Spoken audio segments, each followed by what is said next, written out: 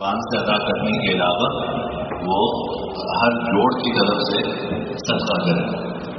صحابہ کرام رضوان اللہ تعالیٰ علیہم اجمعین کے ذہن میں سوال ہوا کہ بھائی ہر 360 جوڑ ہے تو 360 صدقے انسان کیسے کرے گا؟ تو جناب نبی کریم صلی اللہ علیہ وسلم نے پھر صدقے کی مختلف صورتیں بیان فرمائی. فرمایا کہ سبحان اللہ کہو ایک مرتبہ، یہ بھی ایک صدقہ ہے. الحمدللہ کہو، یہ بھی ایک صدقہ ہے. لا الہ الا اللہ کہو، یہ بھی صدقہ ہے. اللہ اکبر کہو، یہ بھی صدقہ ہے. تو یہ یعنی اور نماز کے لیے ایک قدم اٹھاؤ، یہ بھی صدقہ ہے. تو جو لوگ ماشاءاللہ زبان پہ ان کے ذکر رہتا ہے اور نماز کے لیے قدم اٹھاتے ہیں تو یہ سب ان کے لیے صدقہ ہے. پھر آپ نے فرمایا کہ ایعدل بین اثنین. صدقے کی ایک شکل یہ ہے کہ دو لوگوں کے درمیان انسان برابری کرے، یہ بھی صدقہ ہے. دو لوگوں کے درمیان برابری کرے، یہ بھی صدقہ ہے. اب دو لوگوں میں ایک باپ کے دو بچے بھی شامل ہیں، ماں کی دو بیٹیاں بھی شامل ہیں، بیٹوں کے لیے بچیوں کے لیے ماں باپ بھی شامل ہیں اس میں کہ بھائی والدین اپنے بچوں میں فرق نہ کریں، بچوں میں برابری رکھیں. اگر آپ یہ چاہتے ہیں کہ بڑھاپے میں سب آپ کے ساتھ اس نے سلوک کریں تو پھر آپ کو چاہیے کہ سب کے ساتھ برابری کا معاملہ کریں.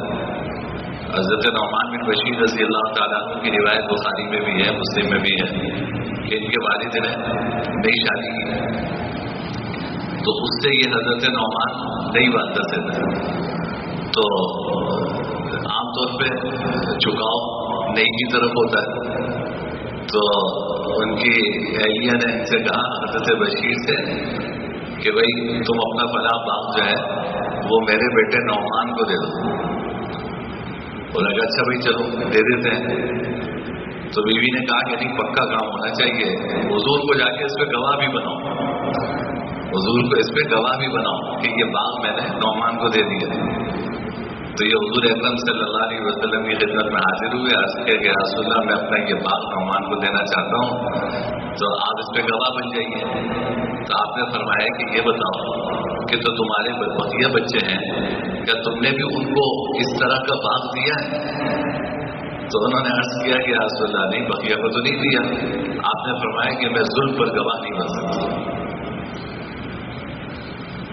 آپ نے فرمایا میں ظلم پہ گواہ نہیں بن سکتا. پھر فرمایا کہ اگر تم یہ چاہتے ہو کہ سارے بچے تمہارے ساتھ یکساں حسن سلوک کریں تو پھر ان میں برابری کرو. تو اپنی اولاد میں بھی فرق نہیں کرنا چاہیے. اولاد میں آپ برابری کر رہے ہیں، یہ بھی صدقہ ہے. اسی طرح دو شادیاں کر لیتے ہیں لوگ تو اچھی بات ہے بھائی، چلو دو شادیاں کر لی آپ نے تو ان کے درمیان برابری کرنا یہ ضروری ہے، اور انسان برابری کرتا ہے تو یہ بھی صدقہ ہے.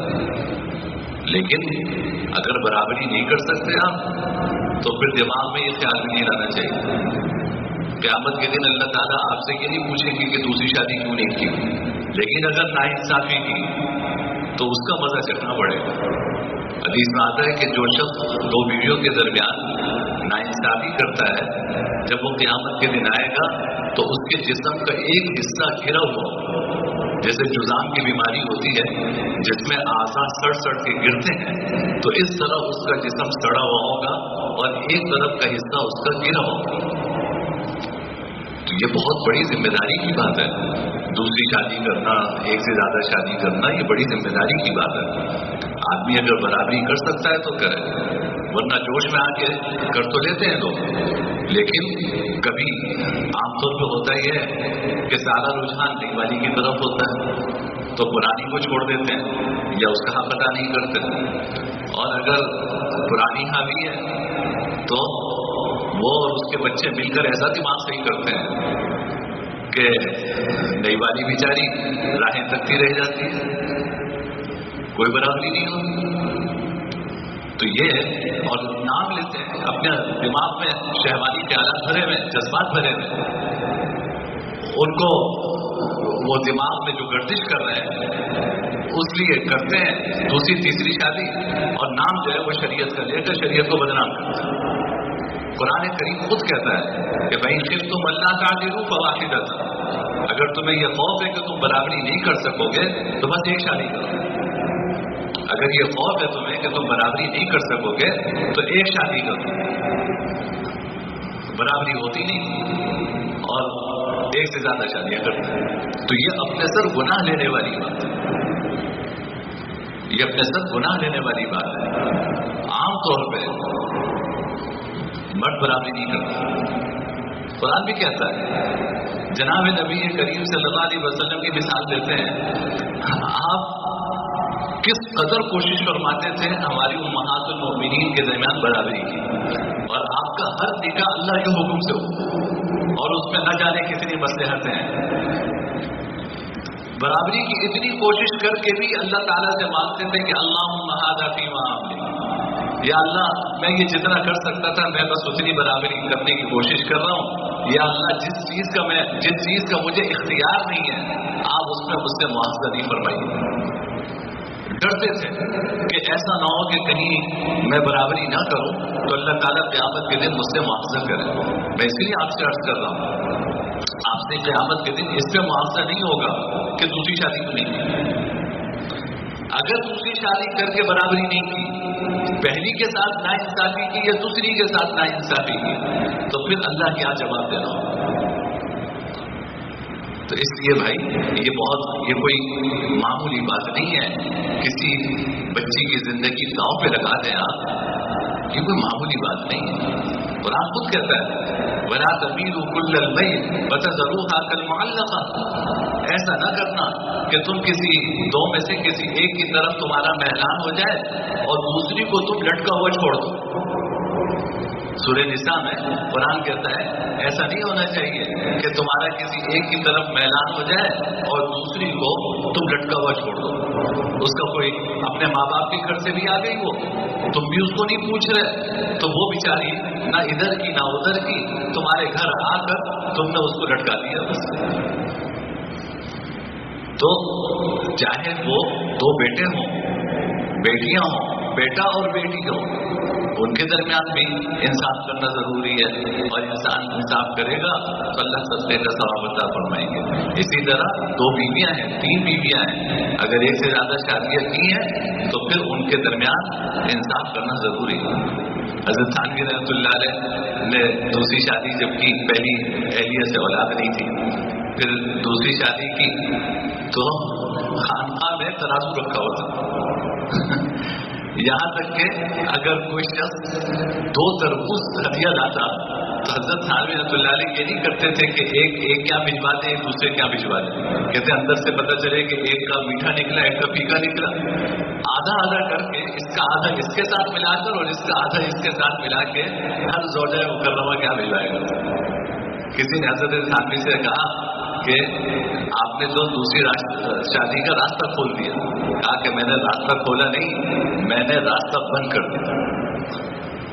کر کے دکھاؤ اس طرح کا انصاف، تو پھر پتہ چلے کہ دوسری شادی کرنا یہ آسان ہے یا مشکل ہے. تو میں نے راستہ کھولا نہیں، میں نے راستہ بند کر دیا.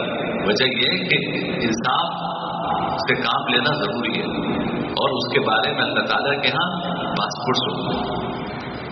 میں بچیوں کو بھی پڑھاتا ہوں، تو جو بچیاں عالمہ بنتی ہیں دارالعلوم سے، بہت ساری بچیاں مشورہ کرتی ہیں. میں کبھی کسی کو دوسری شادی کی اجازت نہیں دیتا. یعنی ایک بچی نے مجھ سے مشورہ کیا کہ میرے سامنے 2 آپشن ہیں. ایک آپشن یہ ہے کہ ایک صاحب کا رشتہ آیا ہے اور ان کی پہلے سے ان کا نکاح ہوا ہے، تو وہ مجھ سے بھی نکاح کرنا چاہتے ہیں، میرے والدین کو رشتہ بھجوایا انہوں نے. اور دوسرا آپشن یہ ہے کہ ایک رشتہ ایسا ہے کہ وہ پہلے سے نکاح نہیں ہوا ہوا، لیکن اس کی مالی حالت جو ہے لڑکے کی اتنی مستحکم نہیں ہے. تو میں نے کہا کہ بھائی اس رشتے کو ترجیح دو جہاں تم دوسری بیوی بن کے نہ جاؤ. بے شک مالی حالت اتنی مستحکم نہیں ہے، مالی لحاظ سے تکلیف برداشت کر لینا، یہ نسبتاً ہلکا ہے بنسبت اس کے کہ آپ جو ہے وہ یا تو خود امتحان بن جاؤ یا کسی اور کے امتحان کے ذریعے بن جاؤ. وجہ یہ کہ ہمارے معاشرے میں انصاف نہیں ہے، ہمارے معاشرے میں انصاف نہیں ہے. تو اس لیے اچھی طرح سوچ سمجھ کر یہ سارے فیصلے کرنے چاہیے کہ آپ سے قیامت کے دن دوسری تیسری کے بارے میں نہیں پوچھا جائے گا، لیکن کر کے ناانصافی کی تو پھر اس کا جواب دینا ہوگا۔ اللہ تعالیٰ ہم سب کو انصاف کرنے کی توفیق عطا فرمائے۔ آخر دعوانا الحمدللہ رب العالمین۔ الحمدللہ رب العالمین والعاقبۃ للمتقین والصلاة والسلام علی سید الانبیاء والمرسلین۔ اللهم لك الحمد لا نحصي ثناء عليك أنت كما أثنيت على نفسك، لا إله إلا الله الحليم الكريم، سبحان الله رب السماوات استغفر رب العرش العظيم۔ اللهم لا تدع لنا ذنبا إلا غفرته، ولا هما إلا فرجته، ولا دينا إلا قضيته، ولا مريضا إلا شفيته، ولا مبتلا إلا عافيته، ولا حاجة من حوائج الدنيا والآخرة إلا قضيتها ويسرتها يا أرحم الراحمين۔ وصلى الله تعالى على خير خلقه محمد وعلى آله وصحبه أجمعين، آمين برحمتك يا أرحم الراحمين۔ بانس ادا کرنے کے علاوہ وہ ہر جوڑ کی طرف سے صدقہ کرے۔